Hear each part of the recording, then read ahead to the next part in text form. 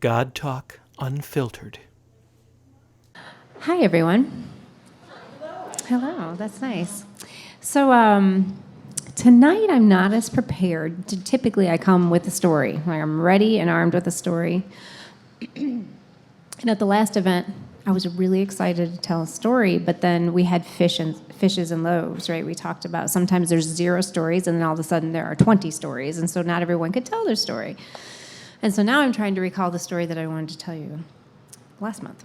I remember that it was around a lot of the books that I've been reading.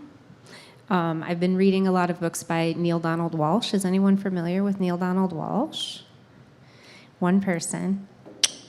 So I got a little obsessed with Neale Donald Walsch. He wrote a book 20-something years ago called Conversations with God.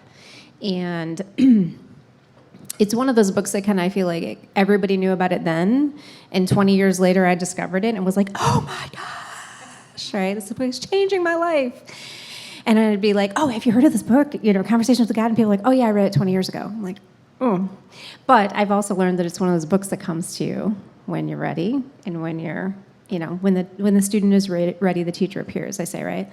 And so this book is probably a little out there for some people because it's what some people would call channeled, right? He explains at the start of the book that he was very frustrated with life, and like many of us probably, kind of wrote down, and we start writing letters to people because you just have had it, and sometimes you send them, or sometimes you don't, or sometimes you burn them, and that was kind of the exercise he was doing with God because he was super frustrated with life. And so he just let God have it, and when he was done, he heard a response, and he continued to write. And one of the first things he says is, how do I know this is you? How do I know I'm not making this up? How do I know it's just not my imagination? And God kind of says, well, would it really matter if it was? Right? You didn't have any better answers before, so what's really the difference? So anyway, this book is one of those things that as I read the book, there were all of these lights, like this aha, like almost in a remembering, like things that I knew, but I'd never heard anyone say it that way. And I'm like, yes, that's the thing.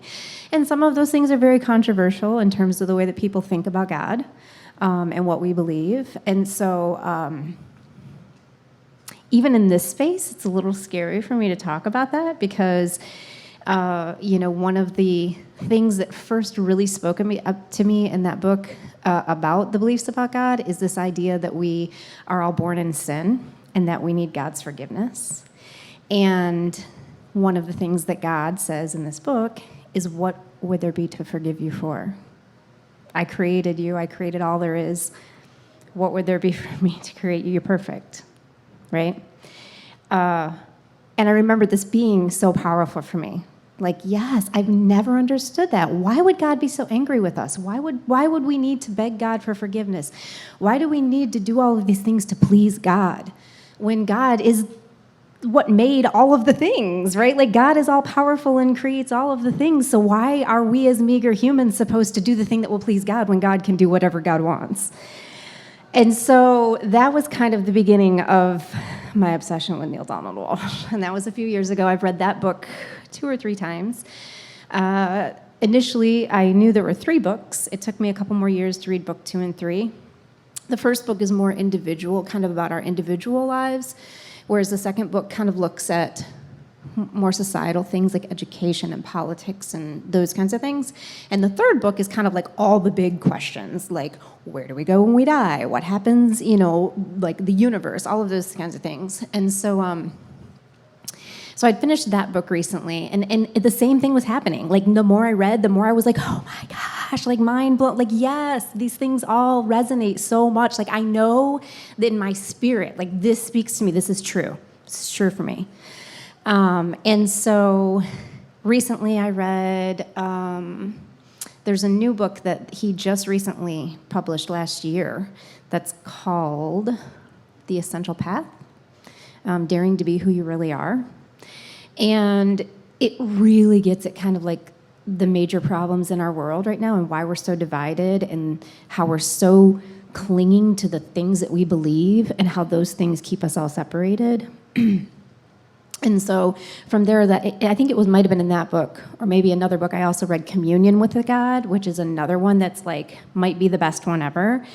And then they mentioned a fourth conversations book, and I literally out loud while I was driving, listening to the book, was like, "What fourth book? There's not a fourth book. What?" Right? And then I looked in my Scribed app, and sure enough, I had already saved the fourth book, not realizing it was the fourth book.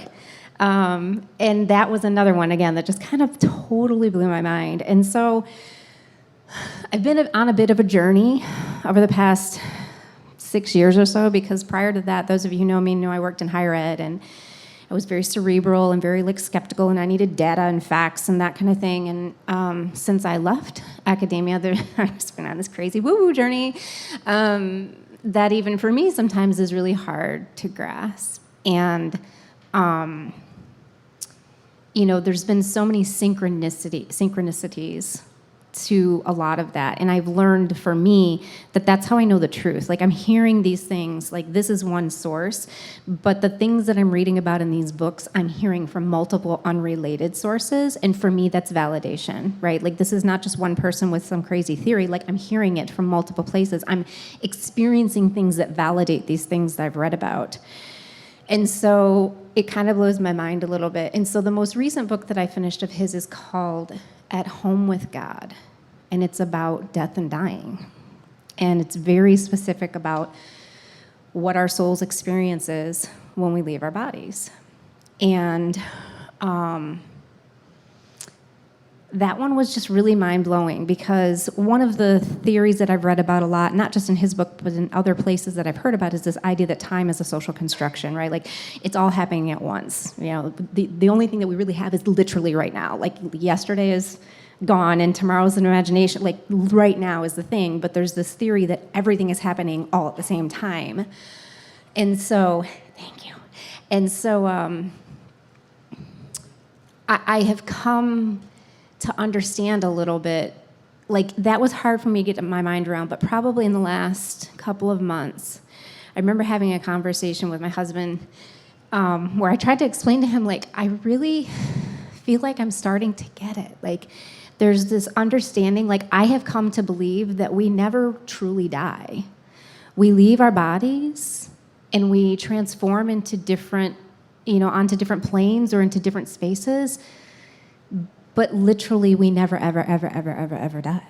And so for me, that has caused me, like, recently to feel almost like a visceral expansion of time. It's really, again, kind of to my skeptic brain, like hard to get my mind around, but it has been such a visceral experience that I can't deny it. And so it has really made a difference in how I experience life and how I can, have different feelings about what I'm doing and whether I'm succeeding and how much time I really have to do the things that I have to do, because ultimately I have forever to do the things that I have to do. If it doesn't happen in this lifetime, I'll be back, right? And so that's just been a really, really interesting experience that I've been having over the last several months, and even just sharing it, like I said, in this space is a little bit scary. I keep looking at my soulmate over there who I know gets what I'm saying, but I also understand through my experiences of the books that I've been reading that this is the kind of thing I'm supposed to be sharing widely, and that's really, really scary for me. So thank you for holding the space here and listening.